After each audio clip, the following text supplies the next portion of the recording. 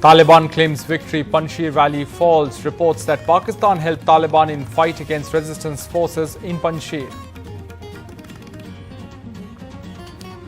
Allow second dose of paid Covishield vaccine in 4 weeks for those who want it, says Kerala High Court asks Centre to make changes to Cowin app. Mumbai now among the top 5 worst districts in Maharashtra as cases of COVID are rising again in the state. In UP's Firozabad, a mother begs for child's hospital admission, falling on the feet of a government doctor. It's Uttar Pradesh's living hell for parents carrying sick children from villages to government hospitals. A 13-year-old girl is allegedly kidnapped and gang raped in Pune. 8 people are now arrested.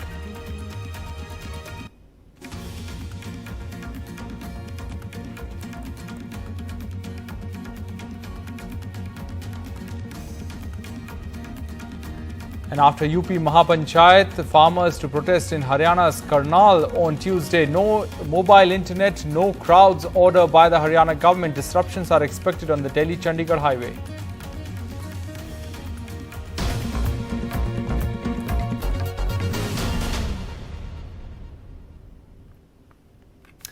Hello and welcome to NDTV 24/7. I'm Rohit Wellington. Let's begin with our top story. Prime Minister Modi met Defence Minister Rajnath Singh, Home Minister Amit Shah and National Security Advisor Ajit Doval to reportedly discuss the ongoing situation in Afghanistan.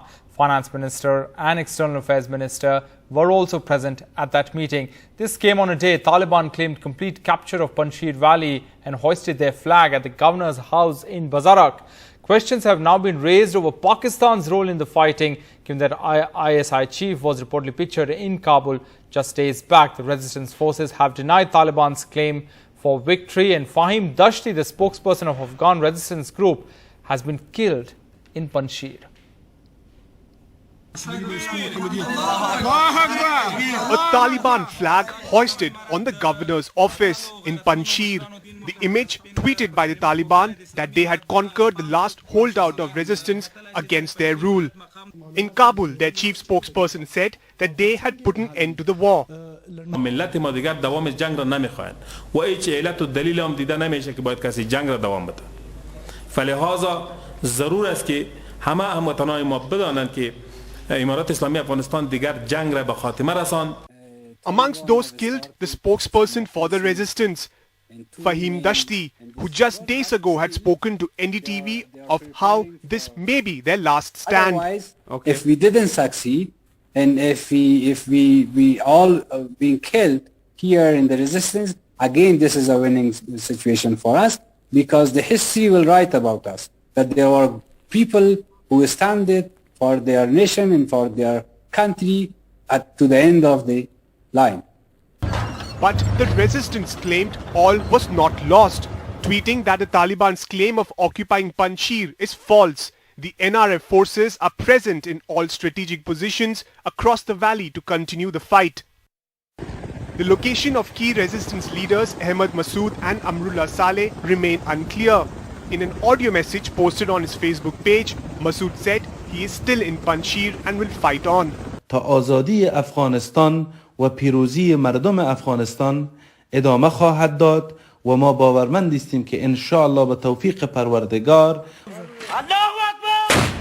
In the end, the anti-Taliban resistance, with no backing from key allies like India, was outnumbered and outgunned.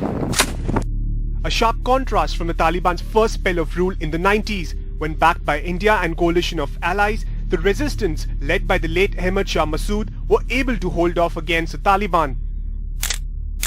The deeper worry for India, the presence of the ISI chief in Kabul, fueling perception of Pakistan's role in the fall of Panjshir. NDTV Bureau Report. So what does all this mean for India and how concerning is the situation in Afghanistan? Vishnu Shom explains. The External Affairs Ministry has decided not to react to news of the fall of the Panjshir Valley. Now remember, the news has been wild on both sides as far as Afghanistan is concerned, what the Taliban and their supporters claim and what the resistance in the Panjshir Valley claims. But I think it's fairly clear now, based on a handful of videos which are coming out and information, that it is essentially all over as far as far as the resistance is concerned. This is very problematic for India. India has for decades prior to the original collapse of the Taliban 20 years ago supported the Northern Alliance at that stage. That's what they were called. And all of this Northern Alliance was in the Panjshir Valley. I've spent more than 10 days in the Panjshir Valley. I've actually been on board some of the Mi-8 helicopters which the Indian Air Force used to maintain in the past. With India's assistance, that Northern Alliance was able to fight the Taliban. Ultimately, the Americans came in and the Taliban were defeated. It's a completely different scenario right now. India has provided medical assistance as well to the Northern Alliance in the past. There is a military hospital run by India even now in a place called Farkhor in Tajikistan. That's where Ahmed Shah Massoud actually died. That's where he was pronounced dead. His son, Ahmed Massoud, is still believed to be fighting in the Panjshir Valley. India has provided financial assistance as well. Therefore, the stakes for India as far as the Afghan resistance are concerned, absolutely huge. All right, now shifting focus to COVID, India on Monday has once again crossed the 1 crore mark in the number of daily COVID vaccinations. This is the third time in the last 11 days that India has achieved this milestone. In fact, Health Minister Mansukh Mandavia tweeted that September has started on a high note as India touches 1 crore COVID vaccinations today. Under Prime Minister Narendra Modi ji's leadership, world's largest vaccination drive is scaling massive heights. That's what the Health Minister tweeted.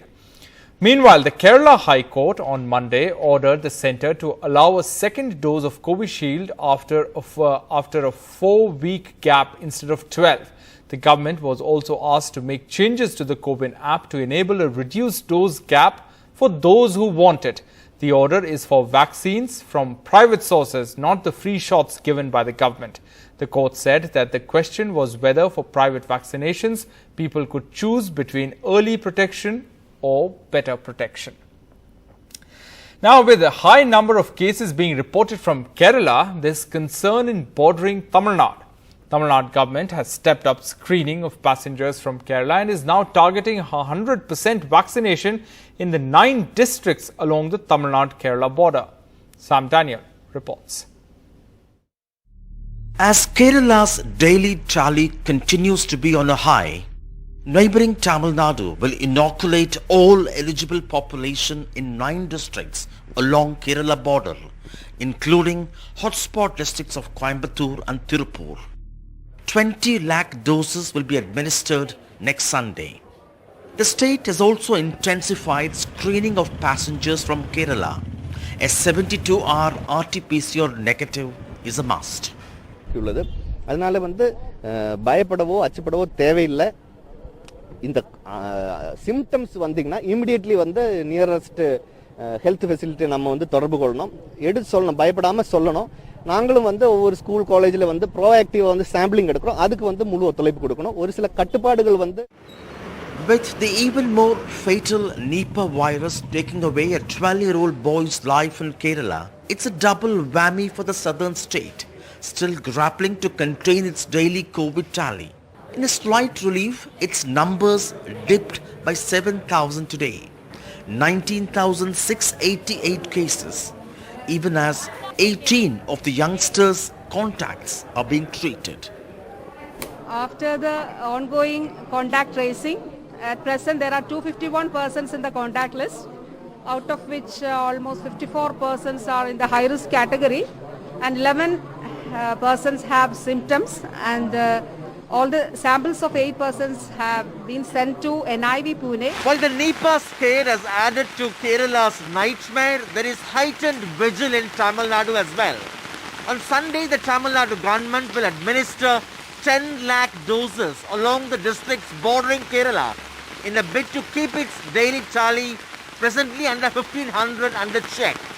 With SP Babu in Thiruvananthapuram and Suresh in Chennai, Sam Daniel for NDTV. In Maharashtra, COVID cases seem to be rising again. Mumbai is among the top 5 worst hit districts in the state. Is the third wave now imminent in the state? Purva Chitnis finds out. Mumbaikas are gearing up for the Ganesh festival. As you can see, people have come out in large numbers. But you can see that clearly the COVID protocols are not really followed. And there's a fear that as crowds swell, number of COVID cases can also go up. Mumbai already is amongst the top 5 districts in the state with highest number of active cases. COVID cases in Mumbai rose to a 52-day high at 496 on Sunday. The weekly positivity rate has inched up to 2.8% as against 2.5% a week before. डर तो है लेकिन public को भी थोड़ा सा समझना मागतं. Public भी भीड़ कर रही है. आता तर तसं बघायला गेलं तर काय पर्याय नाहीये आमच्याकडे. आम्हाला बाहेर खरेदी करायला पडावंच लागेल. In the last few days, the surge put the city amongst the top 5 districts with highest active cases.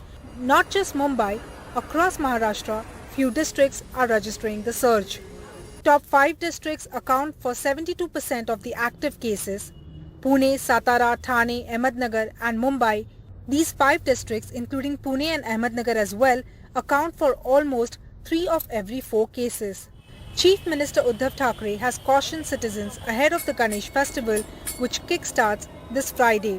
गर्दी होणार नाही ह्याची काळजी आपण सगळ्यांनी घ्यायला पाहिजे आणि म्हणून मला असं वाटतं की आपल्याला एक ठरवायला पाहिजे की ही लाट येऊ द्यायची नाहीच, ही लाट थोपवली पाहिजे.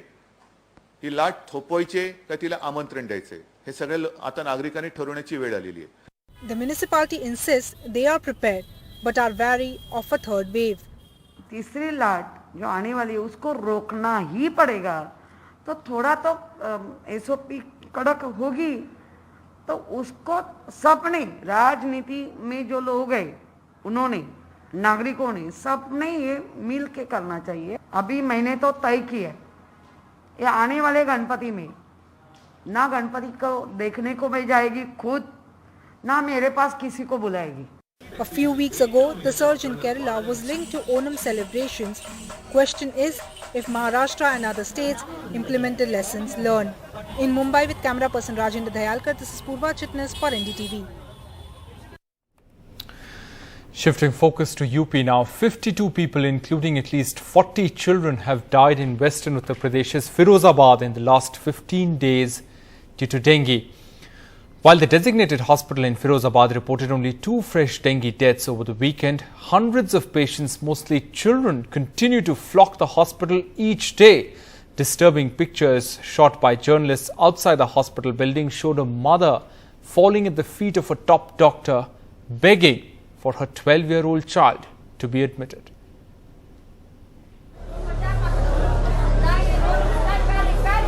A desperate mother falling at the feet of the head of the main government hospital in Firozabad, begging for her 12-year-old child with symptoms of dengue to be admitted to hospital.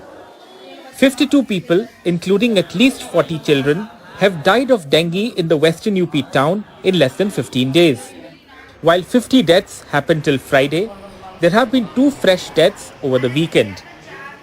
The boy was admitted to the designated government hospital treating dengue cases only after intervention by journalists. क्या कह रहे हैं doctor? ये doctor मना कर रहा है.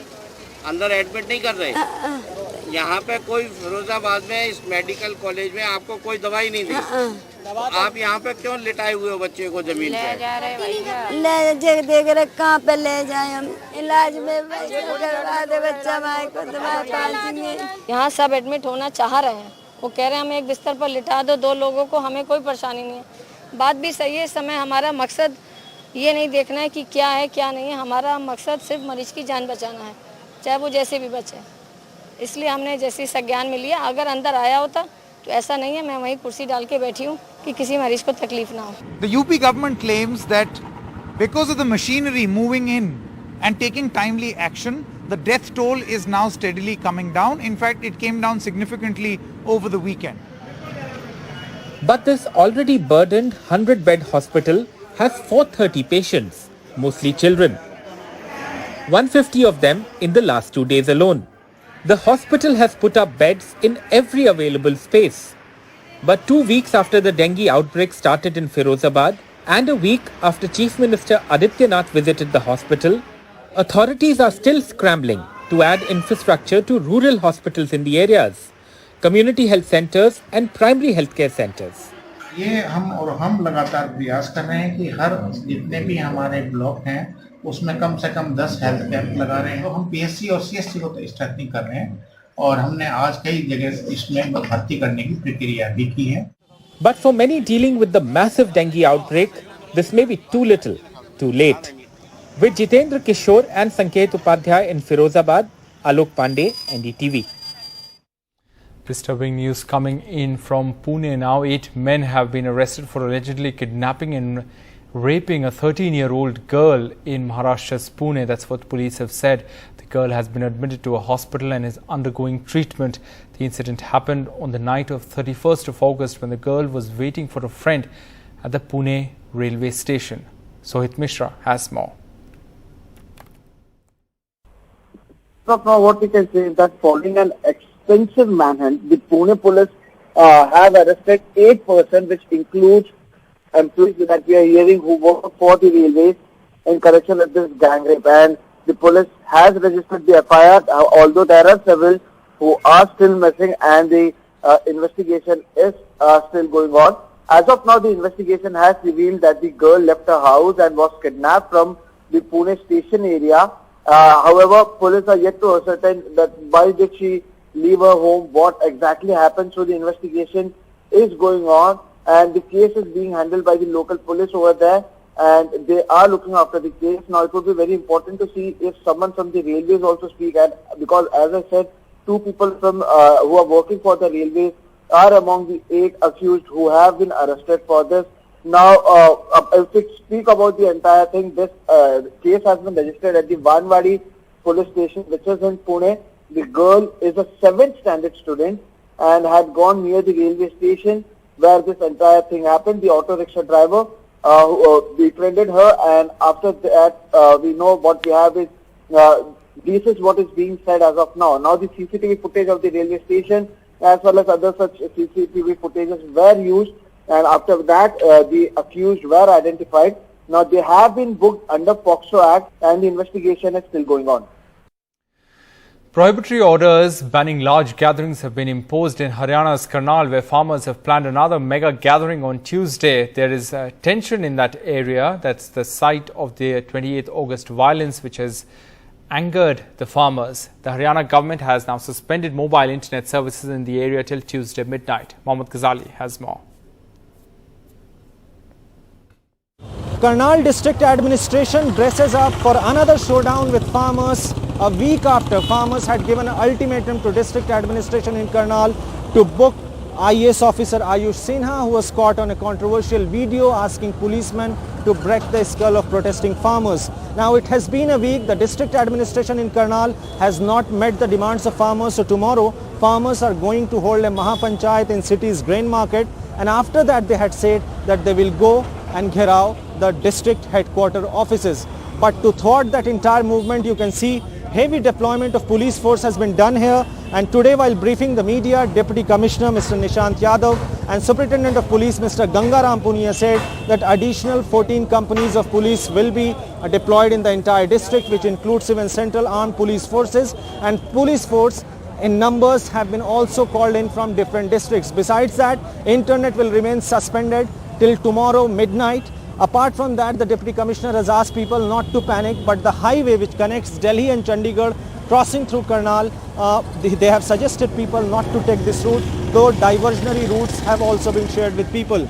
Now, why we are saying that there will be a showdown tomorrow, because farmers are adamant that even if police uses force tomorrow, they will go towards the grain market. They have also called in farmers from neighboring district. In Karnal, with camera person Gurmeet, Mohammad Ghazali for NDTV.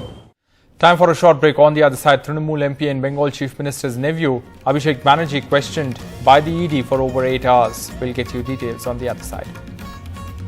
Welcome back. Abhishek Banerjee, Trinamool Congress MP and West Bengal Chief Minister Mamata Banerjee's nephew, was questioned for over 8 hours on Monday by the Enforcement Directorate. Trinamool MP was quizzed in a money laundering case linked to an alleged coal scam. Coming out of the ED office, this is what he said.